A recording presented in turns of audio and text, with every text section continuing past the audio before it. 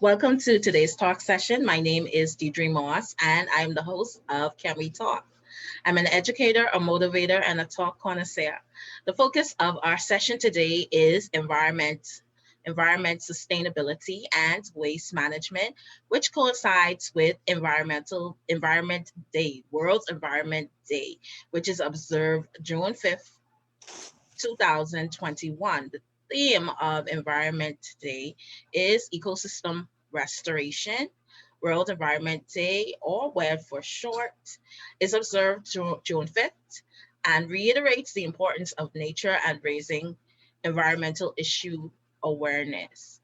It is with this in mind that we welcome our guest, Sian Cuffy Young, and I hope I'm pronouncing that name right. Sometimes I mess up names, so I hope I got that right. You got it right. Awesome. Sian Cuffy Young, who is a waste educator and the founder and CEO of Siel. Siel.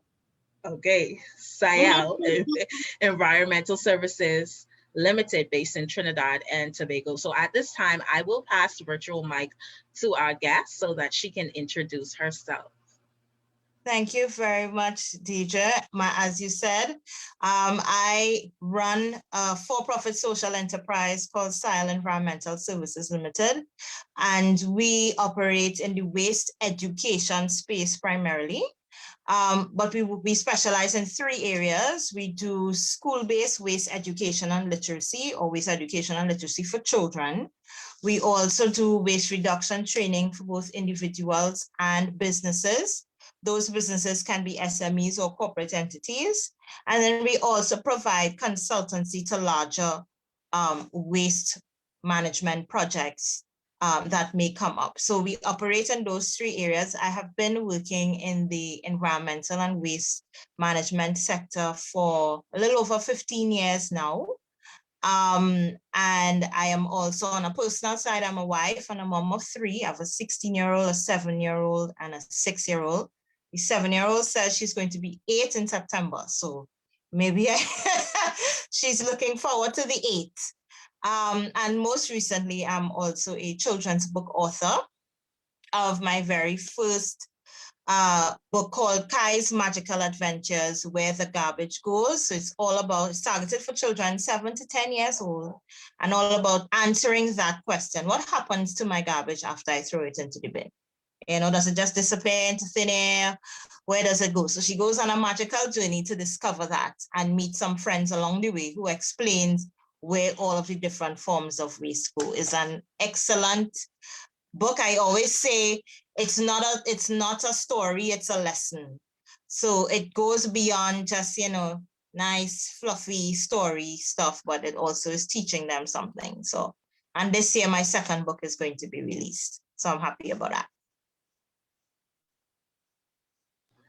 Awesome. Thank you. And I'm glad that you're trying to reach the younger generation and trying to get them to have an understanding of waste management. So we see these things happening, but we want to know where they're ending up. So I'm glad that you're trying to reach the young generation and trying to help them understand or educate them and give them an awareness of waste management. So thank you for sharing that.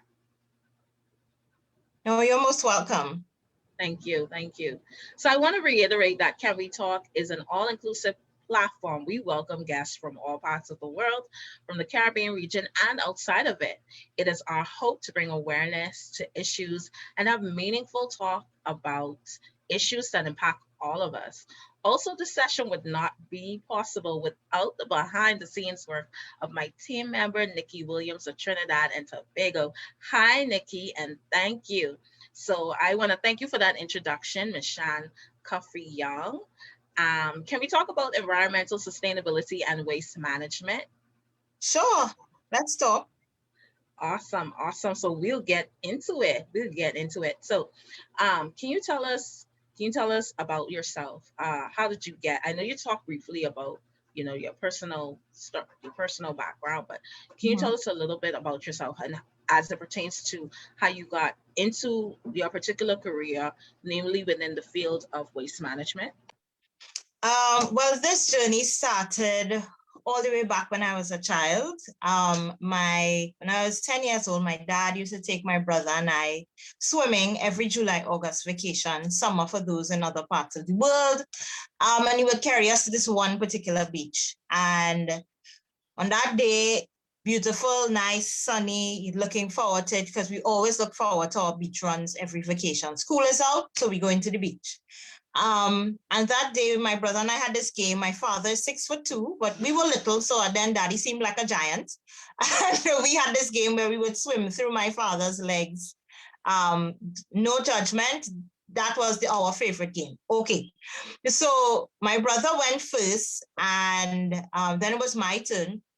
So, but I never used to open my eyes underwater, so I had no idea where I was going. So the scientist in me is like, okay, let me gauge how many strokes between myself and daddy.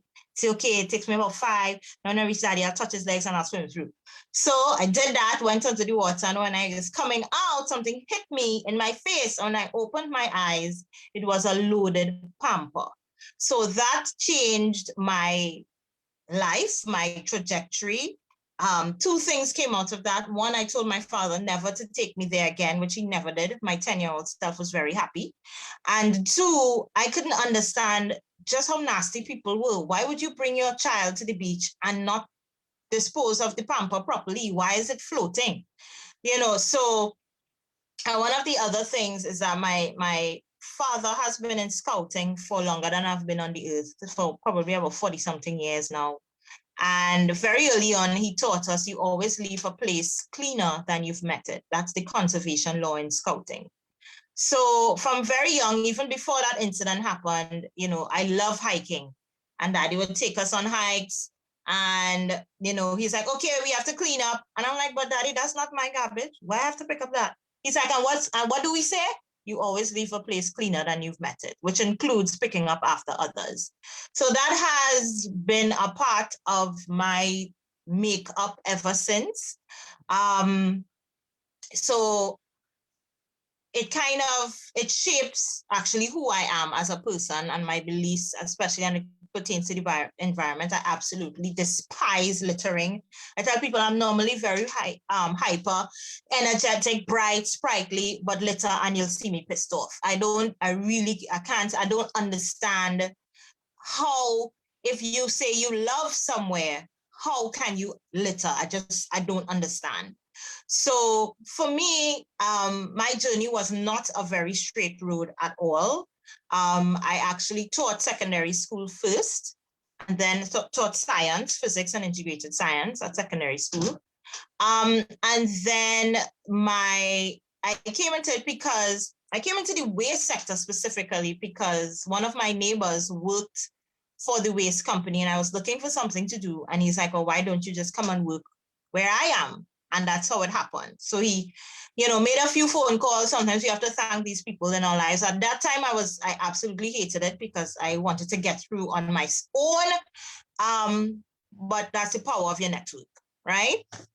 And so he got me in, and that was literally where it all began. That's where I found my love of working in waste, because I worked for the state waste management company, Trinidad and Tobago Solid Waste Management Company, SWIMCAL. I worked there for many years. I transitioned out of waste into mining for a little bit, for about 4.5, 5 years, but still always having waste high on my priority list, even while I was working in a quarry. And it really just having other experiences, a number of training sessions. I'm also a certified environmental educator. So all of these things coming together is what shaped what I do. I never had an interest in becoming an entrepreneur, to be honest.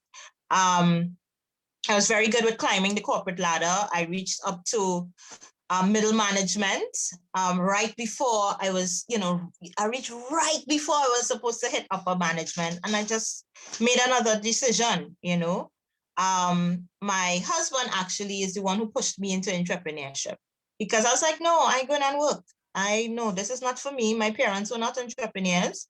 So I don't have this in my makeup, nowhere, no examples, nothing. So I kept applying for jobs and not getting any. Until one day, when he said, you could do this on your own, right? It actually clicked. And then I started the process of what am I going to do? How am I going to do it? Who do I need to talk to? Where do I need to get advice or mentorship from? Then that whole process started. So that's how I entered into waste management through working with our waste company and just realizing, oh my gosh, I really like this. And there's so much to do. But of course, remember I said I used to teach, right? So I love teaching. And what I essentially did is married my love of teaching and my love of working in waste management and become a waste educator. So here I am today. Thank you. And you definitely had a interesting pathway of getting into waste management. Um, and so let's talk about your view. What is your view of the waste management field in general and in your country? Um, and also, being a female, do you find it was challenging entering the field? So I'll start with the second part first. I consider myself to be a proud woman of waste. Yes, that is a thing. Right? And I'm a member of the International Solid Waste Association's Women of Waste program. So we have a number of other women all over the world who work in waste management in different areas, but definitely are the leaders. For me, I have worked predominantly in male sectors. Waste and mining are both predominantly male sectors. So being a woman at first did come with its challenges. People saying, okay, where's your boss? Who's a man? That kind of thing, But eventually, one of the good things that my boss did for me was to keep sending me back until they realize, no, this is the person you have to talk to. I am not coming. Don't ask for no man. She's very capable. So because he was able to do that for me, I had to learn how to navigate that environment. Because when I was in mining, I was the only woman that was in the field with the men outside. So I was the only one with the hard hat and the steel toe boots outside. All of the other women were working inside the offices. So I had to learn how to navigate that in that very alpha masculine type environment and still be strong and still be a leader throughout. So those experiences have shaped who I am. I'm very no nonsense. I mean, I've worked with people under me who are old enough to be my father, and them still having just an utmost respect for what I brought to the table because I recognize the roles that they played and the contribution that they could bring, because we all had the same goal, right? It was just that because of our different experiences, we saw things differently. So for me, it was very difficult in the beginning, but thankfully I had support around me and encouragement to be able to stand very proudly in those sectors, and to be able to just be myself, and because I know I bring something fantastic to the table. The other part of the question, repeat the other part for me, I forgot. I don't scatterbrain on already, So what was the first part again? No worries, no worries. What is your view of the waste management field? And then I heard you talk about mining. So just for Yes. those persons who may not be, not really know what it is, could you just explain just a little bit what it is? So I would say it this way. All of your roads, all of your buildings need a base material, which is called aggregate. So we see the sands and the stones or the gravels, that's aggregate. That has to come from somewhere, right? And that place where it comes from is called a quarry. Now, in some parts of the world, they use the words mine and quarry interchangeably, but normally mining is dealt with underground and quarries are above ground, but it's still the extraction of a natural resource. So you mine oil. Oil is a natural resource that is extracted from under the ground. So, but you will get sands and gravels, and that's under a particular height or distance, like very, very deep, right?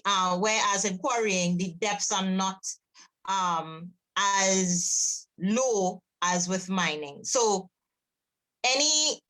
whenever you see sand or gravel, where it comes from is a quarry. If you see them using it to build roads, that's where it comes from. So my view of waste management is that even up to right before our talk today, one of my former students actually sent me a video with how Singapore manages its waste. And I mean, I'm always happy to watch videos like that because one, I do like seeing what is happening in the rest of the world. Because, you know, the Caribbean, we're a microcosm, we're very, very small within the global community. So I like seeing what happens in other parts of the world. For us in the Caribbean, we're still, let me say this first, waste is considered a wicked problem. And the reason why it's called wicked is because there's no singular solution. There's no one thing that you can do that will be the absolute be all and end all solution. It's multi-tiered.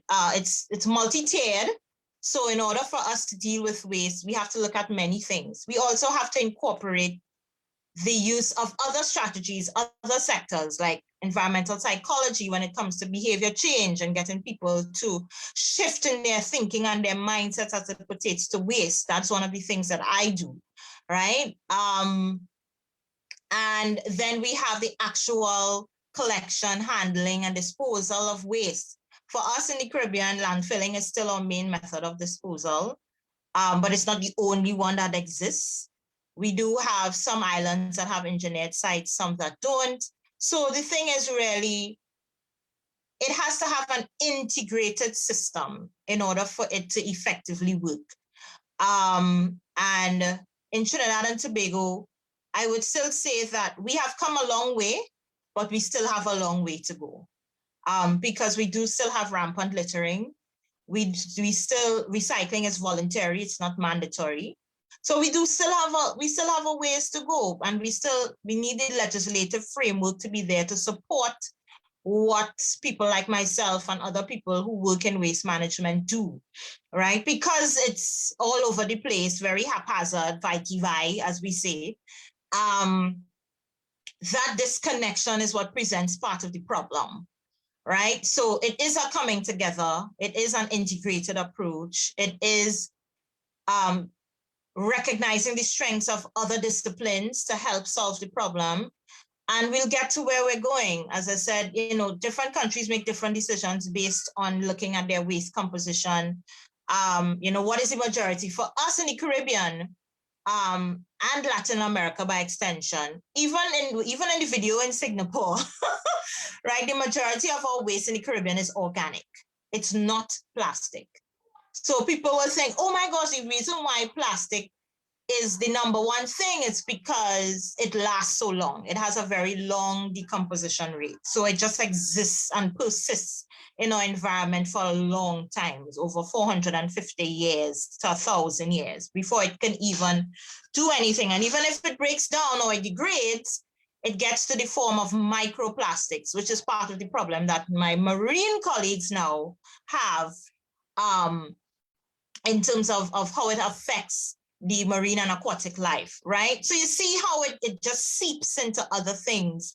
And even part of the climate change discussion as well. Normally when people think climate change, they don't think of waste. They think of greenhouse gas emissions. They think of sea level rise. They think of increased climatic events like hurricanes and floods, but they don't think of waste. But the thing is, waste is also a contributor to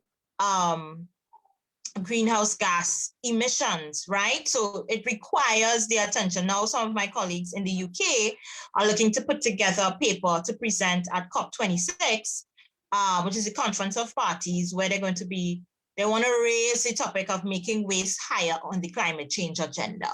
Yeah, because I always say waste is the last of the climate change table, but it's the most pervasive. It gets in everything and everywhere. And if we don't manage it well, we really end up in a dire situation.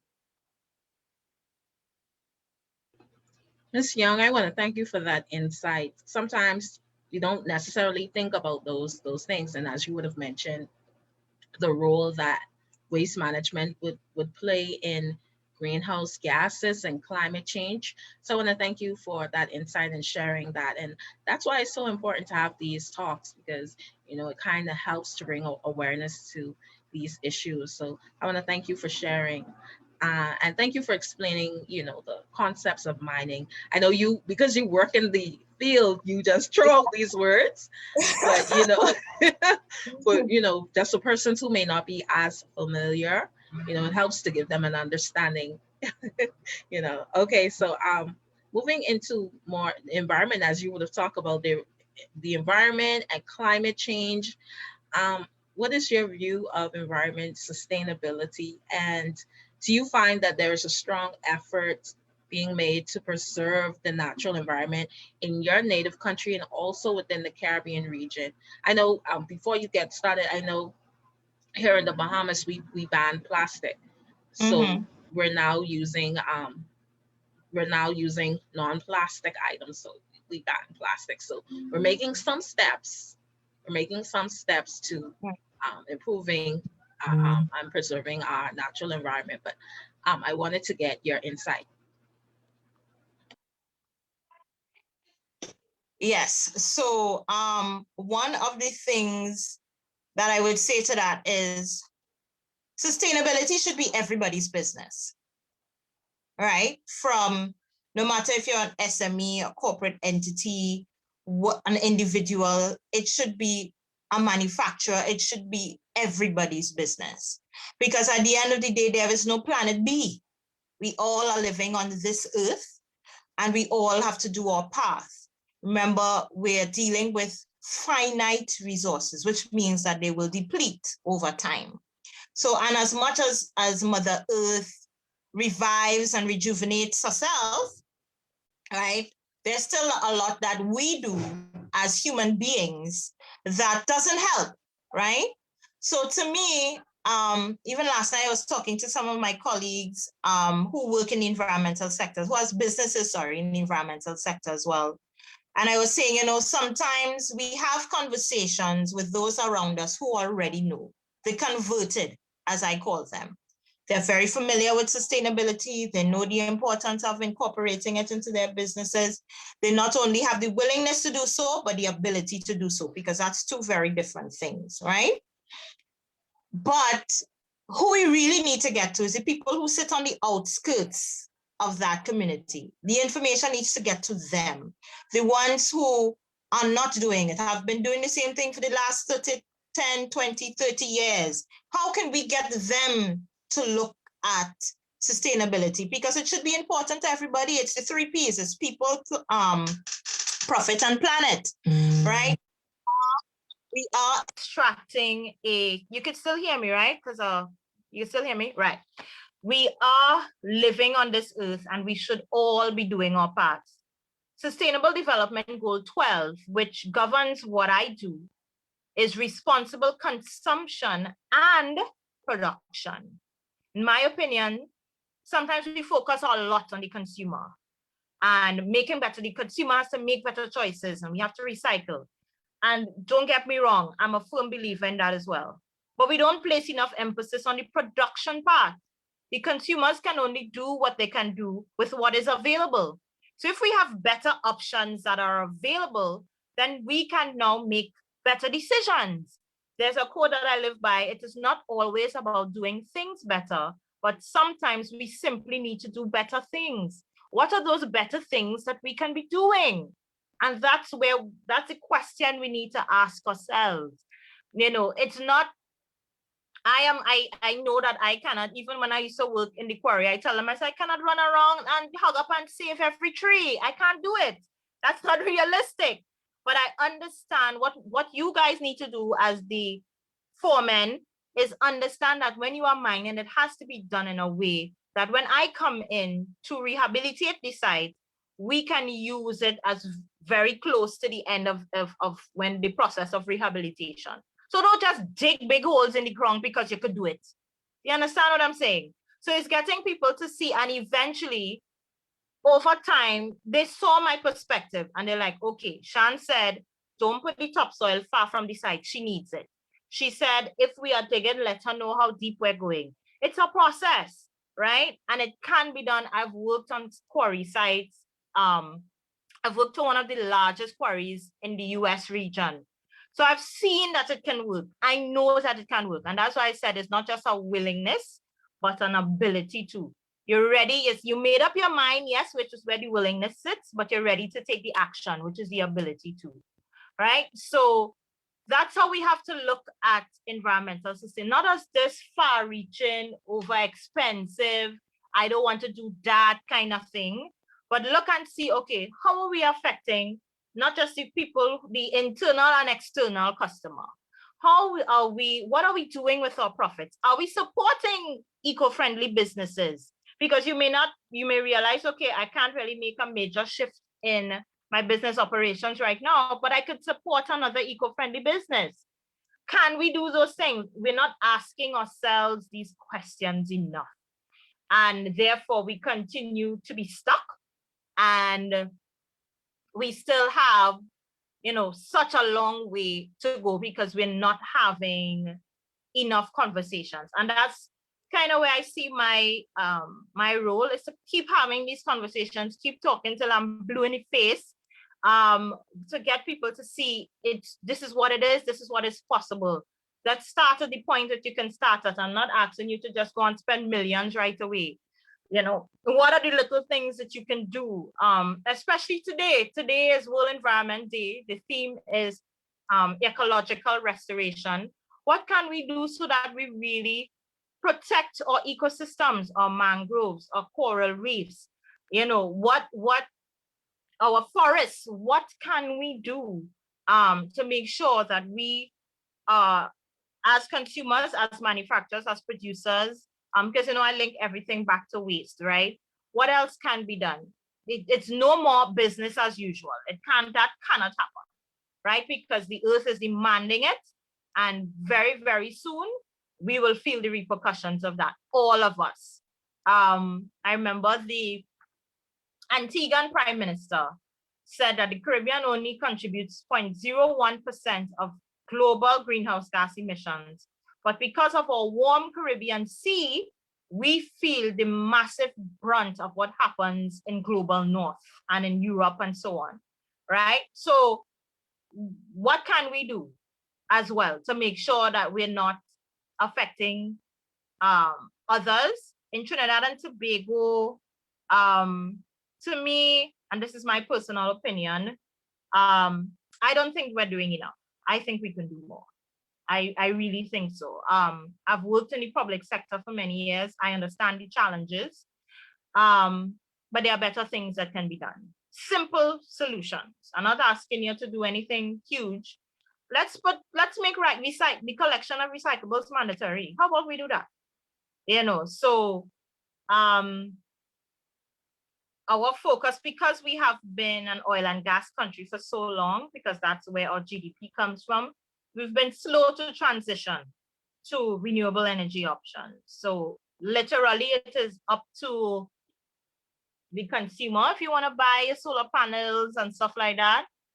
But there's more that we can do, man. And there are other countries way smaller than we are who are doing much more than we are doing. So it's possible. It's just, okay, let's have the political will. Let's have the buying from the entire country, because in Bahamians know tourism is a big thing for us. We're not going and litter down the place because we want people to come here.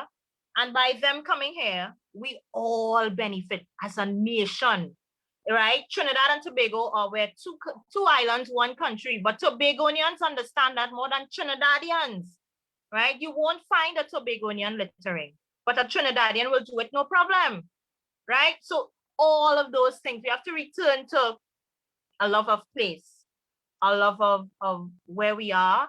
We always say, and I'm sure you guys probably say that in the Bahamas too, Tobagonians say, we live where people vacation. And it should be intrinsic to us that we leave our country in a better state for our children and generations to come to enjoy. Thank you. Thank you for sharing. And I'm hearing you say that there may be some things that are being done, but we have to do the work. It's more work that is required. You have more work to do. And so I know you'll come back in. I know you'll come back in. Yes, okay. but I know it's more work to do. And so I want to thank you. I want to thank you for sharing that. And when we look up at our countries in the Caribbean, and in my country, there's talk of natural resources, and all Mhm. of that talk is being discussed. But what are Right. we doing to preserve our natural resources? What are we? So there are different organizations. I mean, I don't profess to be a guru of all things, but I do know that there are different organizations on the ground in the NGO community, in the civil society community, even at the government level, that are really trying to do better when it comes to the protection of our natural resources. Because, for instance, quarrying depletes a natural resource. And even with the rehabilitation of the sites, let's say you use reforestation, it takes 10 years for forests to become mature, right? So it will take time. But we have to continue to do things in such a way, because we all complain about bad roads and all of that. That material has to come from somewhere, but we have to extract it in such a way that when it's time for the rehabilitation process to begin, it can be done sustainably. But there are a number of organizations who are fighting the good fight, who continue to do so, who continue to be the watchdogs for private sector and government to make sure they're doing what they say they're going to be doing. They, of course, need to be supported as much as they could be, and so that the work can continue, because, and it's at varying levels in different countries, right? So for us, I realize as a region, we have similar challenges. So to me, we could also have similar solutions, of course, taking our respective cultures and stuff into consideration. But there's some good work happening on the ground. Yes, yes, but the work continues. We have more work to do.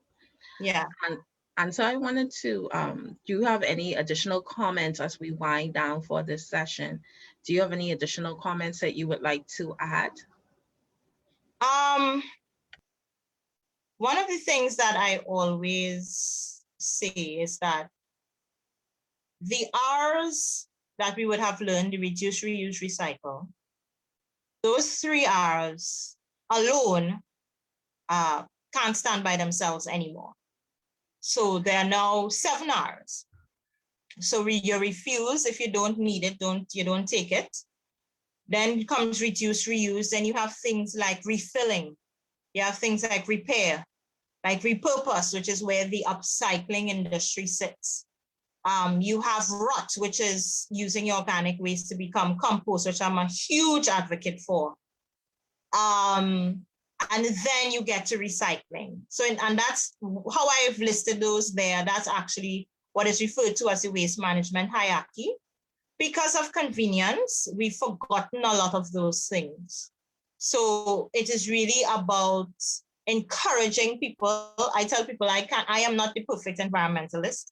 I'm not, there are still things that I don't do every single thing on the planet, but I really do what I can with what I have, with where I am. And that's what I want to encourage people to do as well. What can you do with what you have, with wherever you are? And that's as simple as I can keep it, because we all have the same goal. We all want this planet to continue to be here for generations to come.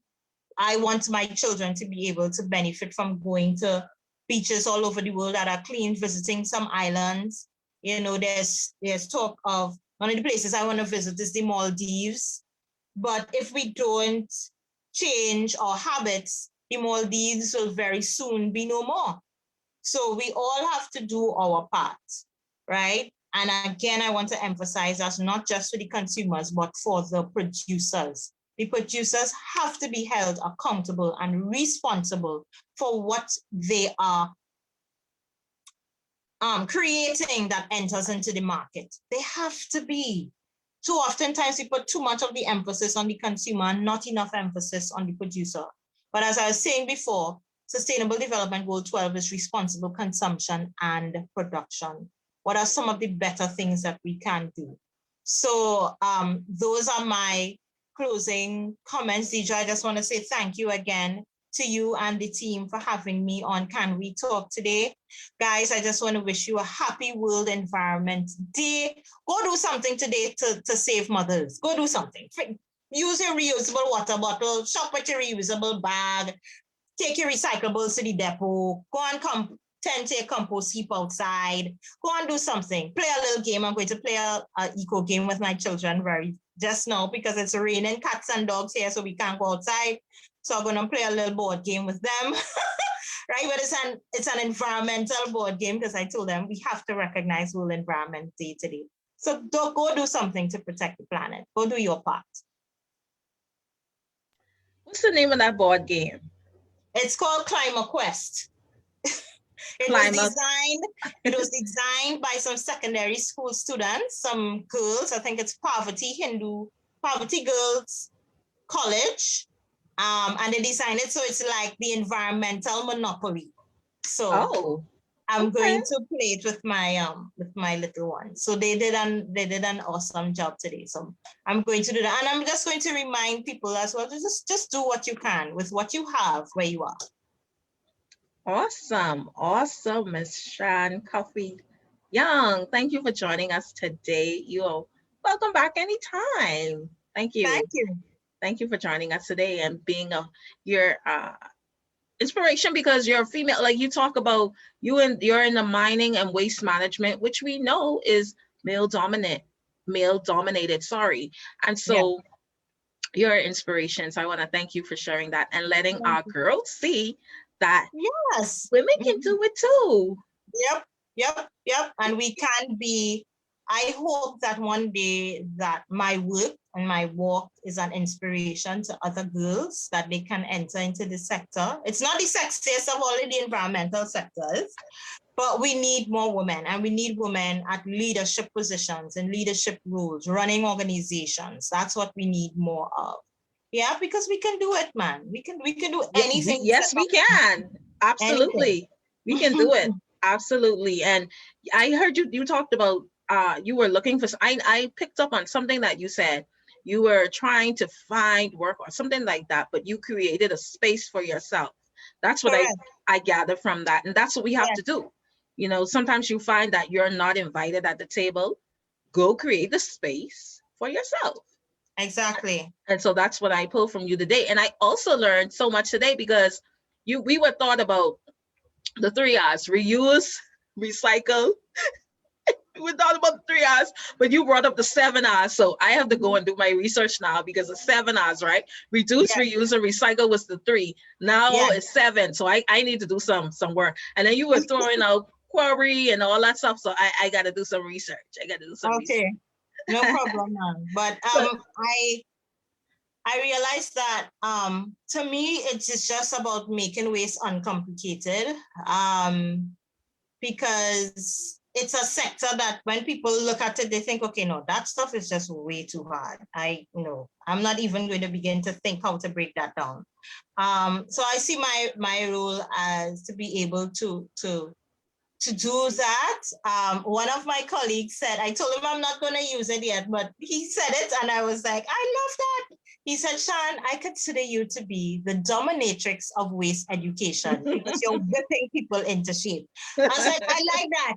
That's a good one. That's a good one. Take it. You better take that one. Take that one. Yeah. Right. So for me, that's essentially what I do. I mean, without the literal whip, but you know, I have the, you know, because as a teacher. Absolutely. And you have the background in teaching, which is good. We love our educators. Thank you. Love our educators. We have to educate the world and bring awareness to our issue. So James is listening in and he's saying, happy World Environment Day and thank you for sharing. So thank you for listening in, James. Thank you so much. And so do you have a page you want to share before we close? So yeah, guys, you can follow me as well as my work, Facebook and Instagram, SIELTT. But you can also connect with me on LinkedIn as my name, Sian Cuffy Young, SIANCUFFY-YOUNG. And we can always, because I always share things on my social media, So please feel free to follow. I also have a YouTube channel, Siel Environmental, so feel free to subscribe. I have some wonderful content on there already, so feel free to just watch the videos, continue to be edified, and please share with others. Thank you. So thank you for listening to our talk. I would like to thank our guest, Sian Cuffy Young. Miss Young, I would like to thank you for sharing with us today. I would like to thank our viewers for listening One in. more thing, Sure, one go more ahead. thing. Just Go in ahead. case anybody in the Bahamas wants to get a copy of my book, it's also available on Amazon. Oh, what's the you name can of the just book, type please?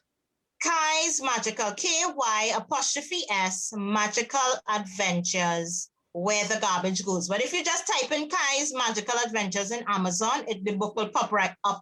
The book will pop up immediately. So for those of you who are listening from outside of Trinidad and Tobago and you want to get your hands on a copy, it is available on Amazon. So you can go get it. And then you're also doing a new book as well. So Yeah. rolling. My goal is to release 5 books in 5 years. So this year is all about book number 2. So yes. Awesome. Working on that. Awesome. Thank you. So I'd like to thank our viewers for listening in. Like our page for future notifications of upcoming talks. Comment under our videos. Let us know what you want us to talk about. Let us know your thoughts and how we can address the issues that you want us to talk about and bring awareness to them. You can also subscribe to our YouTube channel, Can We Talk? We're on Instagram, we're on Twitter, and we're new to TikTok. So please follow us. Thank you and good day. Again, thank you, Miss Young, and happy World Environment Day. Happy World Environment Day to you too. Happy World Environment Day, everybody. I'm going to try to do something. Can I hug a tree or? Yeah. Whatever you can do, you go do it. Okay, have a good one. You too. Okay, bye.